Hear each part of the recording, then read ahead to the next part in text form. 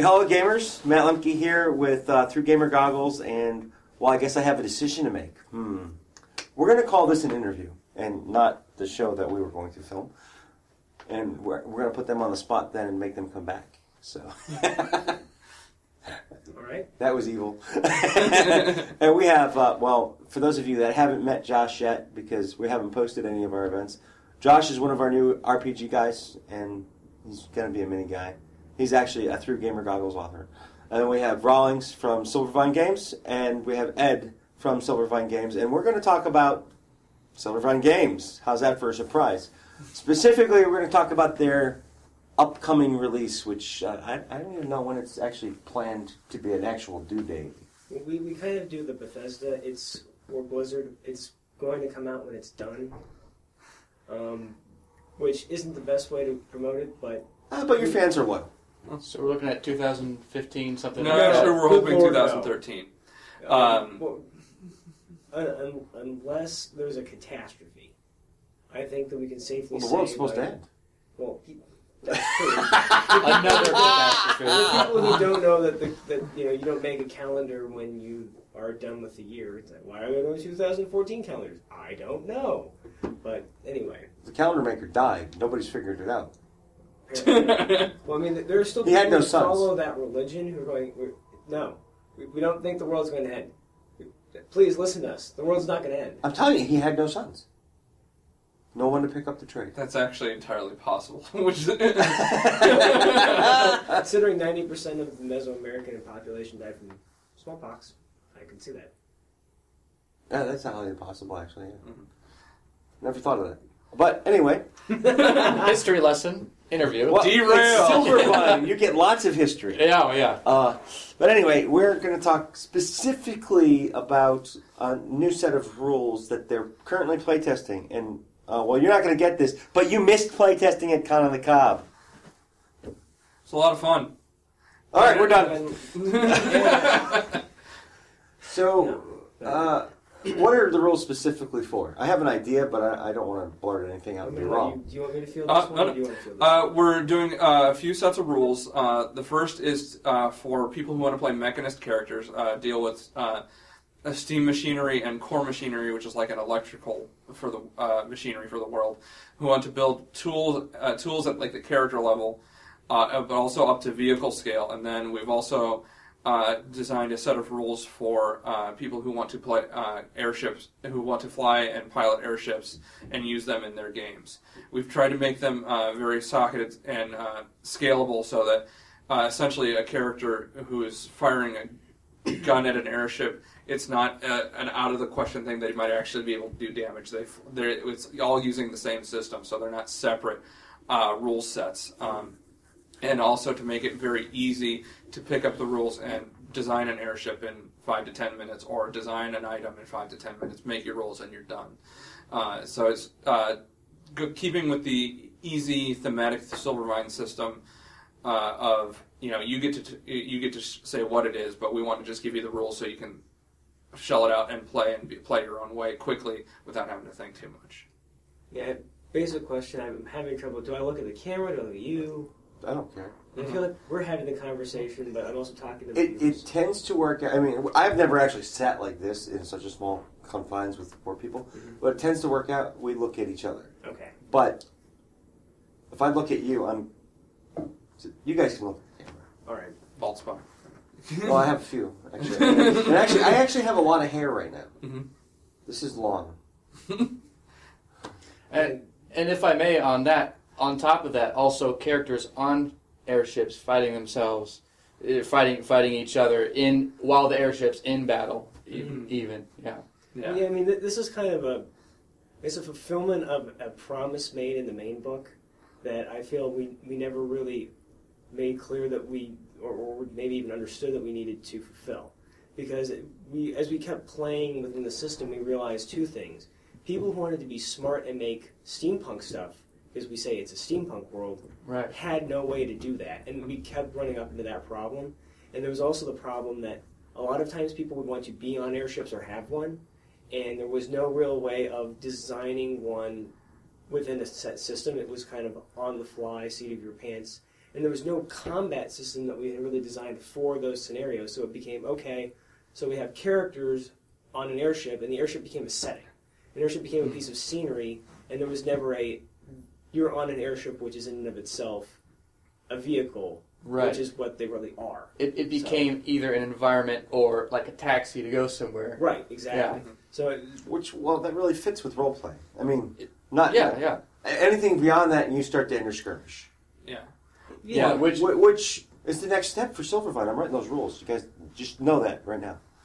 And actually, He didn't say a word.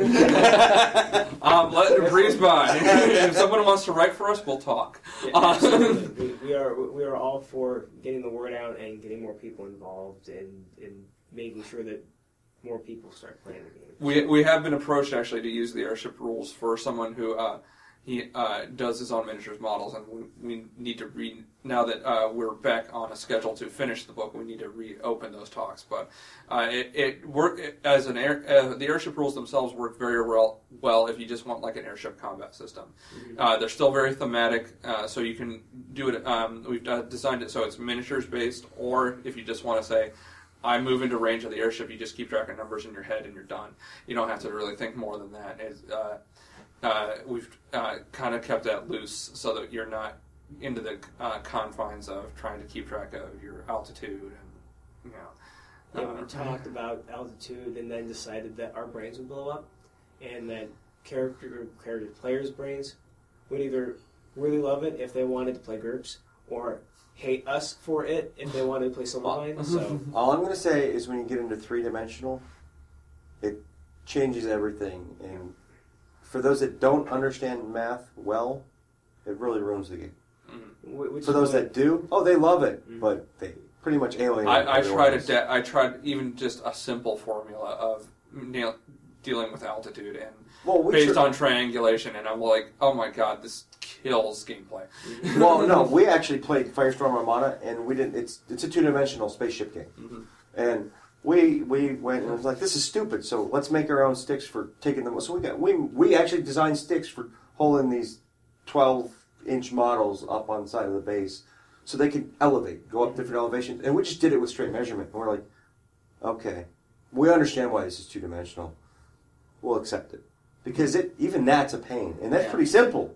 Even Leviathan, the new board game that Catalyst just put out, they put the three-dimensional is in the advanced rules. I think 3 or 4 levels of rules. It is with Lieutenant to plug Catalyst's game. There's lieutenants. You guys know what they do in their spare time? Well, we no wonder the rules aren't done. No, that belongs entirely to Bethesda on that one. Or at least on my half. So mine too, actually. But there's 3 levels so far. I think there's lieutenants, captains, and then admirals. Yeah, and that fits. That makes sense. Sort of. They just don't touch it. And like you said, even two-dimensional. We sat there debating the fire arcs for hours. 10 minutes. Yeah, single height. And it's complicated. And I mean, if you want to play that type of game, it's great. And we love Leviathan. That's before you get into doing cool things like maneuvers. Yes. And, can my dirigible roll over and fire again? Yep. So we decided it was complicated enough for two-dimensional. And, I mean... And for a role-playing system, it is. Yeah, and, when we set out to make the combat system, by the time we were done, we said, we want this to be deadly, we don't want 2-hour combats. And we just wanted to stick that. Yeah, I agree with that. From a role-playing perspective, if I sat down at a Silvervine game, especially if I was a new player, and then we got into a combat session and a 4-hour session, and the combat between the 2 airships took an hour, I think I might be upset. Yeah, and it doesn't jive with the system. It doesn't drive with role-play. Or role-playing in general, but if you're going to go with Silvervine, a lot of people, I think, like our system because I can be cool without having to have a system involved, and things move along. So when there's combat, combat's slow no matter what system because you've got lots of roles to do and people taking turns and that sort of thing. But I think our combat tends to go quickly because A, it's fairly deadly, and B, trying to be cool and interesting is just you inserting that into the story of of the combat, and then you move on. In our system, if you have an 8-player game and you make it to a second attack, we've probably done something wrong. Yep. Oh, we play wrong all the time now, because my monk always gets to a second attack. How big is your group? 4. Yeah. Yeah, well, like we said, 8 players. I thought he said A player, as in A, grade A. No. 8. Yeah. That would make a big difference. Yeah, 2 attacks for 4 people. Well, you want to make sure somebody gets to attack if you're in a combat. But we usually try to get around once and maybe 1 or 2 attacks into the second 8. Yeah, that's a good rule especially for a big game. Yep. Everybody gets to hit somebody once. Maybe somebody gets hit somebody twice. Fly out of the toasters. But my next character is going to be an airship. The character is going to be... airship? Sure, why not? Give it like a spirit vein. I'm about to say, well, it's a haunted airship. Playing Wind Taker or whatever that Zelda game that everybody hates is. I never played. Wind Waker. Wind Waker. Hey, I thought it was a great game. I didn't. He said everybody. He said apparently. Yeah, there are people who love it. I've heard a lot of people who don't, but never played. Well, you'll basically be playing the airship version of the ship that talks to you. Apparently. The King of Red Lions. No, I just play a haunted airship. You and Maurice would get along well. I don't know who that is. It's part of the Crimson Armadillo crew who defeats airships by... Has anyone died on that airship? Well, it's meant for fighting, so I'm sure a few people... I raise their souls and they just go out the ship. You take the ship and sell it. Oh, wow. Somebody's already broken their system. Oh, that's mild. Yeah, that's so... So aside from having to come up with what to do with airships and how to design them, how much freedom is going to be in the players going to have for designing their own ships? This is all you. You take it. Essentially, we've given them the crunch of how it works in the world. So you have essentially, you start with if you're designing one from scratch, you start with a base hull that has what we call encumbrance, which that means it's basic aerodynamic drag. So you essentially you have to put engines onto the ship to overcome its maneuverability encumbrance and its speed encumbrance. After that, you have up to a cap based on the size of the ship, and then we give them build points. A cap of what? A cap of speed and required number, or maneuverability, as it were, that they can that a certain hull size cannot go past. Past that, we've given them stats for everything from if you want to have a dock for a smaller boat airship on the side, if you want to have airline seatings, kitchens. Quarters. We've tried to make it so if you want to build a luxury cruise liner as your ship, you can do that. Or if you want to build a ship of war, you can do that. So there's a lot of freedom. Yeah, there's a lot of freedom. Mm-hmm. I'll make a city. Actually, that's one of our planned environments for the Mechanomicon. So. I'm going to will it into being. Well, to some degree, we kind of have that. There are these floating continents that are just pieces of land. Oh my gosh! That float. And we got to play that. Those are in the original world, mm-hmm. and there are a couple that have become well known. One is basically the UPS of Cirrus. It has most of these continents don't have a typical orbit. They just kind of float. Or pathway, I guess I should say, because they're not really revolving around the planet. And the ones that have that regular path, a couple of entrepreneurs determined, okay, well, it might move slower than an airship would necessarily, but because it has so much more land space, we can basically build a bunch of warehouses on it and have some botanical gardens on top of those buildings so we can feed ourselves. And the only transport has to be between the ground and that continent as it passes over. So what they do is they get a bunch of stuff, and then they put it in boxes, and then when it's over the spot that they want it to be, they just push it over the side with a parachute. It works. I'd accept that. Sounds more reliable than actual UPS, but that's It's just called me. Floatenheim. It's certainly more. It's more reliable than US. There's all sorts of worse things that happen with Floatenheim too. Well, yeah, That was its original concept when we thought about it. Okay, so there's air combat in the expansion. Air combat, definitely. Mechanists, which we really haven't touched on yet. Mm-hmm. And what else?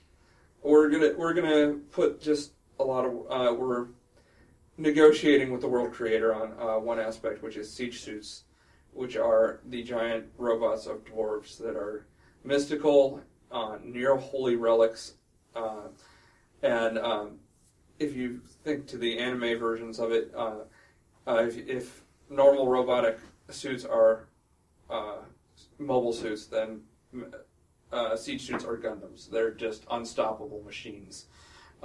They've been passed down for centuries, and they're still the top of the technological food chain. So they're an ancient mystical technology. And as Ryan said, another one of those things that had a little one-page, one-paragraph promise somewhere in the original book that you're now bringing out to fleshing out. I want those. Are you a dwarf? I'm not a dwarf, but I like the idea of I'll be a dwarf. and that's the problem. I mean, we respect the world creator's vision for the world to the point where he really does have veto power on those sorts of things. That brings a new question.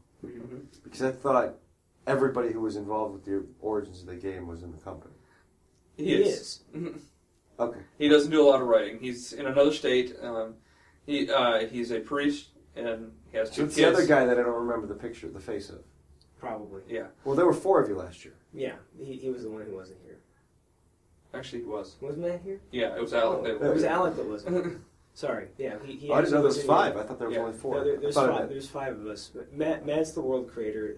Cirrus is born from his brain. Yeah. And so, I mean, a lot of times we have to try and translate the more intricate, complex storyline world that he has in his head to a more, not generic, but more free-form, gamer-friendly world that people can play in. Mm-hmm. Because So he has a story world. he has a world that he's writing novels for, and we have a world we're trying to make for other people to write their stories in, and so we have to be the translators for that. Mm-hmm. But at the end of the day, if Matt says this is not going to happen, this is not how I see the world, we have to respect that because that was the original bargain we made, and we're not going back on it. Well, that's good. No, because Yeah, that's well said. I mean, I was just like, well, they're negotiating, but I thought that they were all like partners. So why are they negotiating? It's because we're partners. That's just it. It's a long discussion, and he's very passionate about his world, and I don't blame him because I know I'm writing mine, and I'm after this I wouldn't blame him if he never wanted to do it again, and I'm kind of keeping tabs on mine in a different way than he did after the experiences I've seen him go through, because it just makes it easier if I'm the one writing, and I know I have more gaming experience than he does, but it's kind of and I've always been writing it for a gaming world, but at the same time, I have a lot of attachment to what I've written, and I don't want to see it corrupted or changed or away from what I originally saw. And Matt's been extremely flexible overall. I mean, I want to make that clear. Yeah, we pick on him, but he's been a good sport about it. So yeah, I mean, if we say, look, we need this kind of viewpoint from a gamer perspective, he usually does try and meet us somewhere in the middle. I mean, there are a few things like siege suits where we're kind of coming up against a wall, and we might end up having to just respect his vision of the world. Which isn't necessarily ours, but it's not our Well, and maybe it just won't work at this point in the game either, and you might have to wait longer on siege suits. Yeah, and the other thing aside of the siege suits, that's a third section we were looking at. And we're looking at we've looked at, like I said, tool-sized mechanist devices, and then we've discovered in playtesting this weekend that we have to have a separate vehicle-size section where they have their own statistics. Because I mean, we're going through that. Yeah, if you're looking at some sort of arm worn tool, you use might have its own hit points, but outside of that, you use their required number to hit the character's required number. Yeah, all their stats. Whereas if you have even something like a little hovercraft, it has to have its own armor, its own hit points, its own. What did you build it out of, kind of? Yeah, its own defense, maneuverability, and whatnot. Well, yeah, we kind of ran into that when we built Wormy's can. Yeah. Steam-powered can that Wormy. carries a whole bunch of work. So you guys follow this. But by far, probably my favorite Silvervine character of someone else, I think. With the captain close toe behind, I think, yeah. Wormy's pretty good. Wormy's pretty pretty excellent. good. I enjoy listening And, to those podcasts, if you haven't already. Incredible. Have you gotten far enough that you met the old man? Just barely, I think. Have you Somewhere in there I stopped Have listening. you met his alter ego? I don't think I've met his alter ego, no. I don't think that one's up yet. Okay, well, We've got an old I'll man keep an eye on it. that when something happens, I'm not really sure what he's got 3 trigger events. Well, He turns in. let the other one out yet. He turns into a 5-year-old Oh dear. Oh, that's right. You're that can wield like really cool weapons, and he has a horse, Oh, of course. a steel horse. Of course. It's a motorcycle. It's a Mr. Ed. It's a motorcycle. Ah. Motorcycle. It's a motorcycle. Yeah, and I can't believe we didn't think about doing vehicle issues with motorcycles being so involved. I think I had been pushing it as answers to giant robots, like medium-sized giant robots that weren't siege suits. But I think when it comes down to it, we need to have a vehicle section and throw giant robots, and then siege suits are their own mystical section of this is an awesome thing. Because in game world they really are. Yeah. I hate to draw parallels to other games, but think of Space Marine armor. That power was passed down from family to family. I won't think of it. Sounds good. Mine's not, because I kill all my Marines with a torch. No gene seeds to pass down. That's right. When they die, they're unworthy. To bring us back to the original track, aside of what we've talked about, we're going to be writing world detail around it. So in the airship section, we're going to have trade routes, we're going to have salvage rights, we're going to have piracy, what to look for. You have any idea how many games we've run with an airship that the party kills the entire airship crew and says, "Can I have the airship?" I didn't think of that. Believe it or not entirely. I legally stole a bar. Yeah. They do it in the dock. It's not like they're doing this like in the air. No, they're high seas, airs. That's the best place to do it because it's not going anywhere. You don't have to get back on it. You can just step from the dock to the That's ship, right. and then it's I yours. do that way. Yeah, so we have to deal with that. But getting into Word of advice for that one: salvage rights, go to the dock. well, I mean, it's going to depend where they are and what. Well, if they're in dock, they should go to the dock because they got to clean it up. That might work. He's like, that would certainly discourage random murder. that was the idea. I didn't even hear that part, and I knew that was the deal. But we'll be throwing in new actual what we were missing just stuff you can buy at character creation or in the world mechanist items of utility and it was all pretty much at that point just fantasy. We got a little bit into some guns and things like that, but really. And I think there's a radio in there too, but for the most part, it's all just fantasy items, but without the steampunk. So we'll get into sections like that, and some guilds and schools for things you can go through, organizations, things like that. And with the character creation part you were talking about, using asset points to build those the mechanist tools and whatnot with them. Yeah, we're gonna have. We already have a short list of. Don't sell yourself short. That's a decent sized list. We already have an amazing list. Ryan Builder's. Well, actually, John Arcanian put in the vast majority of those. I want to give credit where credit's due. I thought that was you. That showed up one day. I'm like, where did all this come from? Having those, I always intended to do that, but had not managed to do it by the time we put the initial beta test stuff out. John just threw those in there, and I mean, that was really his brainchild. Yeah. I mean, one of the things that we tried to do, once again going back to that kind of promise that was not fulfilled yet, was give people focuses and skills that jived with a mechanist kind of character view. Because just like gear, it was fantasy or magic-based stuff. So you could build a magical item where you could have your spells and you could have your swords. And, okay, I want to build this machine. You said it's steampunk, so there's machines. We'll wing it. And we wanted to try and give people who want to build that kind of mechanist character, the smart person that scares people because he's smart, rather than because he can swing a sword or swing a spell, the chance to shine. Now, the way the system works out, if you don't take any of those focused, you're the most dangerous person in the world tomorrow. Now, today, you're not prepared. So we've tried to make focuses that make it so you're the MacGyver kind of character. You can tinker, you can make things on the fly. Together.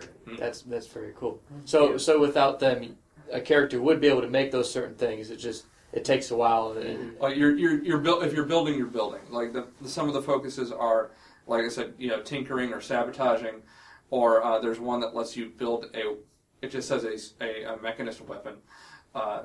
Yeah. Here's to quote Voltaire: I take a piece of crystal and a metal piece of bed, and here's a really crappy power source.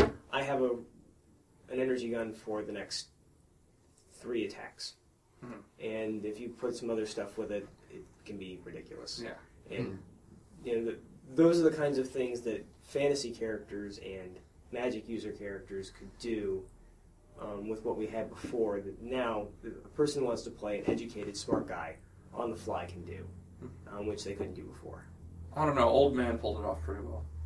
Yeah, but it was all stuff we made up as we went along and just kind of played it by ear. Now there's things that are established that they can take and deal with. We've also added another language that I'd like to throw in there that's Morse code. Are we keeping machine code? I liked it, unless you didn't want it. We may be adding certainly one called Morse code, which is obviously what we know today. Beep, beep, beep, beep, beep, beep. Look, they created a new language. Or added one, I suppose I should say. So I'm guessing that's pretty all-inclusive for the new book. Yeah. I mean, we're expecting it to be under 100 pages, but I mean, we like to pack it full of content. Yeah, we don't like to do short splats. If we're going to put something out, we want it to be something that's hefty enough to be worth buying and not feel like you're being ripped off. Yeah. Our hope is to release it in stages. What we're going to do to help, instead of doing a formal Kickstarter per se, what we're going to do is release the sections as small, just rules-only sections online for a few dollars, and that'll go towards funding it, and then they'll get those. All those rules will be included in the actual book, along with all the world content and things along those artwork. Yes, yeah. But I mean, if someone just wants to. We can get a product out there for someone who doesn't necessarily want to play Silvervine the system. They just want airship rules. Or if they don't want the whole book, they just want the mechanist rules to augment their character quickly. They can spend a couple dollars, helps us fund the project, and in the meantime, they get what they want out of it. And it'll still be priced to the point that if they want to buy the full book, it won't be an undue burden to buy both of them. Yeah. That's excellent. Yeah. Like that. We like our players. We like to make them happy. What do you guys want to add? You guys want to add anything else? No, I'm good. We hope that we can get this stuff out to you as soon as possible, everybody, and we hope you enjoy it. Thank you to everybody who play tested the Mechanist rules this weekend. It was very helpful. And thank you for bearing with the whole character creation process, because I know a lot of you were new. So if you're seeing this, you got a lot thrown at you at once, and you were very helpful and patient through all of it. And obviously, thank you to Through Gamer Goggles for talking to us today. Thank you. Where can they find you online? www.silvervinegames.com, or on Facebook, search for Silvervine Games, because I do not know the URL off the top of my head for the Facebook page. Facebook probably changes it every day anyway. You can find our products, the main book, as well as many free gaming tools on DriveThruRPG. And where can they find you if they want to follow you? I'm Edward Yaris, and this is Ryan Rawlings. Ryan doesn't really check Facebook out that much, so you can find myself or the Silvervine Games page. It took him 3 months to friend me. I am his friend. It takes 3 months just to hear back from him on Facebook. Over Facebook, yes. But yeah, we were here at Hudson, Ohio, at Con of the Con in Hudson, Ohio. It's just late. It's 12/12/2012. Is it still 12/12? It's 10. What date? 10:30.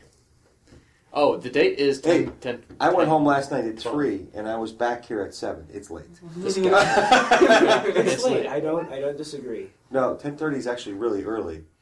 But anyway, Oh, come on. This con goes for another 5 hours tonight. People haven't even cracked bottles yet. tonight, yeah, well, I'm going home tonight. Oh, no, actually, the ale house has been going on for a while already. I know, but there's more bottles in wait. Sean's room. October 12th, 2012. Still, have a good day, and we'll fix this so it's clean.